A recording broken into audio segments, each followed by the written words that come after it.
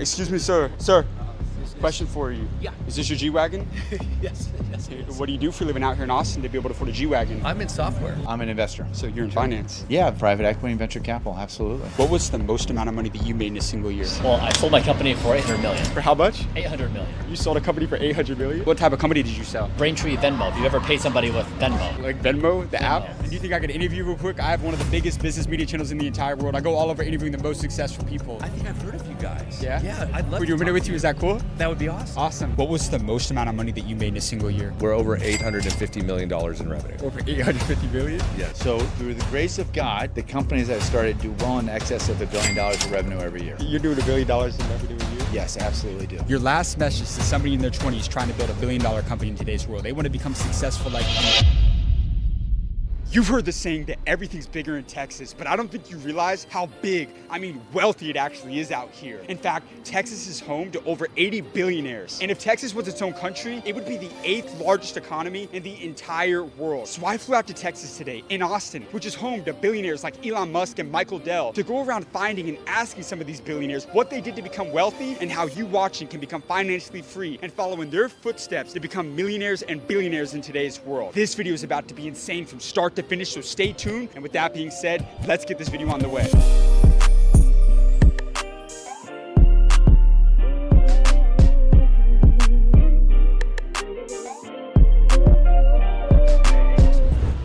Excuse me, sir. Sir, question for you. Yeah. Is this your G-Wagon? Yes. What do you do for a living out here in Austin to be able to afford a G-Wagon? I am an entrepreneur. I make smoothies for a living. You sell smoothies? Yes. How long have you been a business owner? 13 years. Over these 13 years, what's the most amount of money that you made in a single year? Last year we did 23 million. This year we'll do between 32 and 35 million. 35 billion? Yeah. When I go all over the world, I grew a channel to 12 million followers, interviewing the most successful business owners. Can we get 1 minute with you for our channel real quick? Yeah, fuck, I see you on Instagram. I love you. I think everybody's built for entrepreneurship. No, not everybody's built for entrepreneurship. Listen, there's two types of people on this planet. People that talk shit and people that do shit. If you talk shit, you're gonna be a miserable motherfucker. If you do shit, you're gonna have a good life. So you're gonna be an action taker. You gotta be an action taker and you gotta speak life onto people, compliment people, build them up. Fuck all this cancel culture shit. If somebody deserves a compliment, you give them a compliment. Don't flatter people. Never flatter people because it's creepy and it'll come back to bite you in the ass. If you put your faith in God, miracles will happen, doors will open, shit that you never in a million fucking years could imagine will take place in your life. Have you seen miracles happen? Oh my God, dude, I went from living under a fucking bridge 21 years ago, addicted to heroin and crack, and now drive a fancy car, I got a fancy business. So what was that turning point in your life then to financial freedom? First of all, you gotta surrender. Once you surrender, once you turn your will and your life over to God, then you gotta take responsibility for everything that's going on in your life, good and bad. So like my whole thing was I was a victim. I spent 33 years on this planet as a fucking victim. My parents were bad, I got molested, my teachers were bad, I got kicked out of high school, I'm a fucking loser, I'm a high school dropout, I'm a convicted felon. It was just this perpetual tape of victimhood and it was everybody else's fault. The moment I took autonomy over myself, once I finally conceded to my innermost self that everything going on in my life was my fault. Not my parents' fault, not the fucking school that kicked me out, it was my fault. Once you take responsibility for yourself and you ask God with all your heart to help you, there's nothing you can't do. I started at 33, homeless and fucking penniless. I washed dogs, I cleaned houses, I washed cars, I did whatever the fuck I could do because I couldn't get a job. Nobody would hire me. I looked like shit. But I did whatever the fuck I had to do. I worked 7 days a week. Make more money than you spend, invest that fucking money, save that money, invest that money, and just ask God for help. And honestly, for the young men out there, don't look at that porn. Stop pounding your fucking carrot every day. That's your life force. Put that shit away. That will rob you of your soul just like the dope will. Your last message to the younger generation. What's the best advice you could give to any 20-year-old watching this right now? Young men out there, take care of your mom. Take care of your mom. Call her every day and tell her you love her. I wish I could call my mom right now and tell her I love her. She's gone, but I spoiled the shit out of my mom the last 17 years of her life. Jewelry, vacations, house, everything. That's the highest level of manhood, is taking care of your mom. I know she's a pain in the ass. I know she pushes your buttons. I know she drives you nuts. That's what they're supposed to do. They're your fucking mother. Take care of your mom. That was fucking fire. Thank you. That was incredible. Thank you so much for your time, sir. Yeah, man. Guys, that was one of my favorite conversations I've ever had. He got rich. I mean, rich off of selling smoothies. And his business is gonna do $30 million this year. But he just gave us some of the best life advice I've ever heard, especially towards the end of that interview when he said, fellas, take care of your mom. At the end of the day, the most important thing that you can do is take care of your family and never give up on them. Great interview out here in Austin, but we gotta go get this next one, you guys. Come on, let's go. Excuse me, sir. Yes. Question for you. Yes. How old were you when you made your first million? Well, how old was I when I made my first million? 28. 28. What line of business are you in? What line of business am I in now? Yeah. I'm an investor. So you're in finance. Yeah, private equity and venture capital, absolutely. What was the most amount of money that you made in a single year? A lot of money. Could you give me a range? So through the grace of God, the companies I started do well in excess of $1 billion of revenue every year. Are you serious? Yes. You're doing $1 billion in revenue a year? The companies that I started, yes, absolutely do. What's the best industry somebody can get into in today's world? Oh gosh, there are a lot of great ones, and everybody will say, Give me the number one right now. I'm going to redefine the term industry. Africa. Here's the story. Follow me on this. 9 of the 20 fastest growing economies in the world are going to be in Africa in 2025. Everybody's overlooking it. Only 0.5% of the world's private equity and venture capital is going into Africa, despite the fact that it's going to be the only continent with a growing population. A marketplace is all about consumers and producers instead of people on the tail end of life that are draining money out of an economy. Africa has a vibrancy. They're able to just step over the traditional landline telecom. They're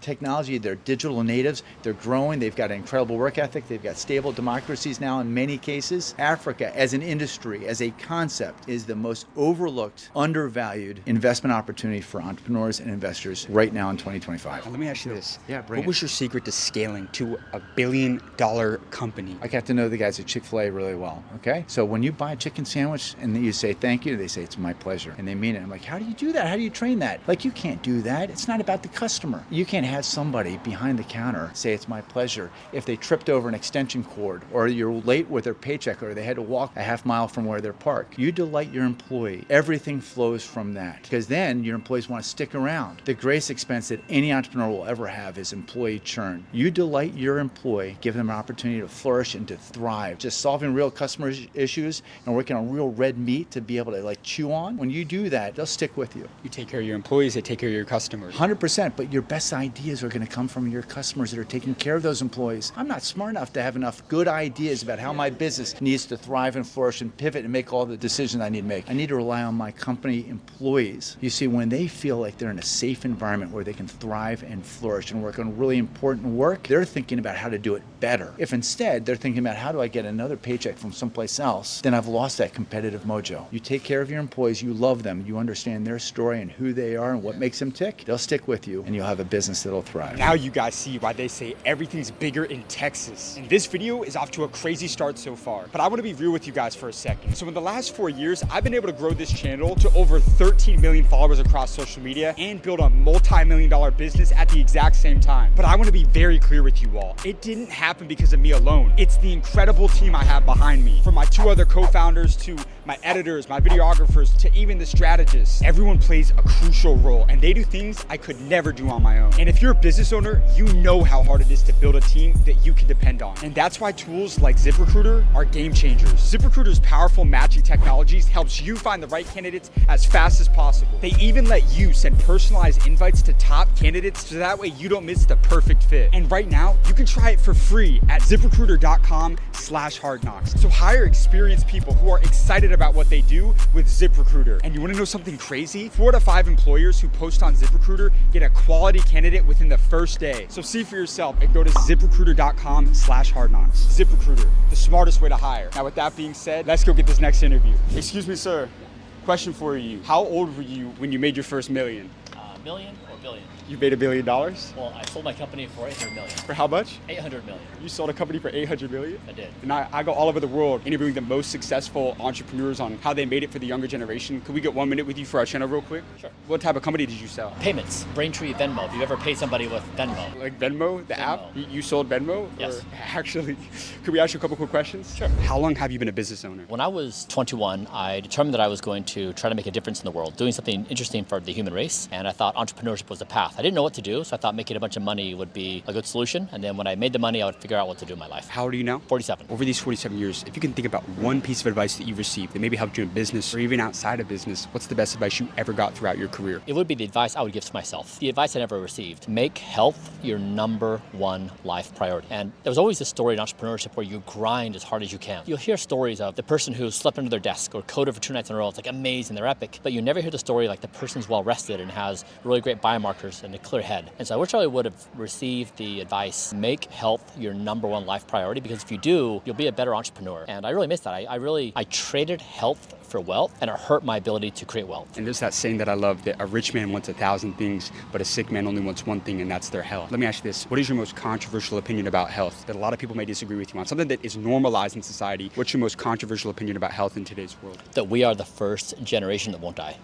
What do you mean? We are the first generation who will not die. Like, dies and like actually... That's right. So you don't plan on dying? That's right. How old realistically do you think you can live until? I'm chronologically 47, but biologically, my cardiovascular ability is age 18. My lung capacity is age 18. My telomeres, my end of chromosomes are age 18. So my body functions in many ways like an 18-year-old. And so when you start measuring the biological age of your body, it's very different than the time which you were born. So that's what I wish I would have learned. Typically, people perform very well in their youth. There's skill sets. There's physical ability, mental ability, emotional ability that peaks typically in like early life stages, and then it declines with older stages. Especially that's true if you're grinding very hard. And so this is why I say making health your top priority, because if you do so, you're going to be in peak performance. Like the difference between being healthy and non-healthy when you're thinking is like night and day. And so that's why I think being an entrepreneur, making health your top priority is the highest yield thing you can do for your company. So you said that you're 47, but you have the cardiovascular endurance or capacity of an 18-year-old. So are you like reverse aging? Yeah, I guess you could say You're slowing down the progression of how Yeah, you're exactly. aging. So you can do two things. One is you can reverse aging damage. You can slow down speed of aging. So my speed of aging currently is the slowest in the entire world. So there's 5,000 people all over the world competing for the lowest possible speed of aging. We call ourselves Rejuvenation Olympics. And I'm number one in the world on doing this. So my birthday happens every 24 months. And so I've made a new Olympic sport out of how to slow down your speed of aging. So in many ways, I'm an entrepreneur again. I'm trying to create a brand new sport. And the new sport is don't die. It's like we are the first generation who won't die. And if you take that path, what do? Like you want to slow down your speed of aging, you want to reverse aging damage, and you want your body to operate basically functionally like an 18-year-old. Now, I'm 22 years old. Yeah. My original goal was to live until about 80 years old. I was like, hey, that's good. Let's say I want to live to 100. What's the number one thing I should be doing right now on a daily basis to make that happen? First, those are rookie numbers.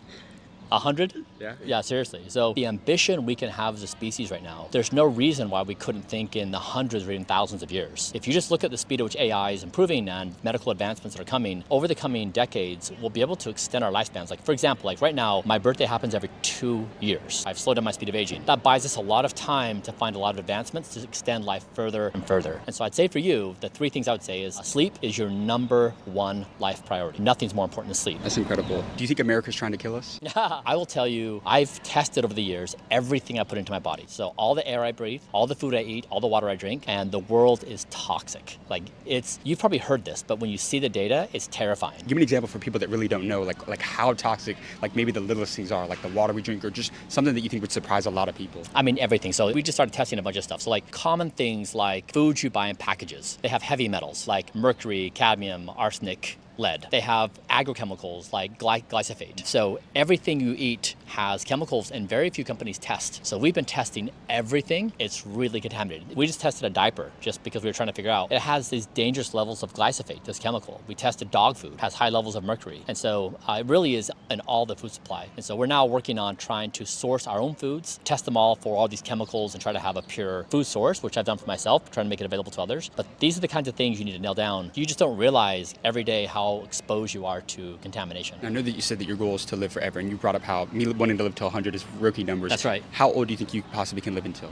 Give me a number, an estimate. I don't think we'll die. You don't think you will die? No, I mean, on the time spans which our minds can comprehend, right now, Earth has existed for 3.4 billion years or more. Yeah. We think of our lifespans on 70 years, Right. like thereabouts. Why? Like, why couldn't it be a few hundred? Biology already has a few immortal species. So we know biology can achieve immortality. We just have to take from one species over to our species. So it can be done. It's not like we're talking about trying to exceed the speed of light, Right. where it's like a major physics problem. So it can be done. That's why I'm saying that there's no reason why we should have some kind of tempered expectations or ambitions. Right. You got amazing advice. Thank you so much for your time. Thanks.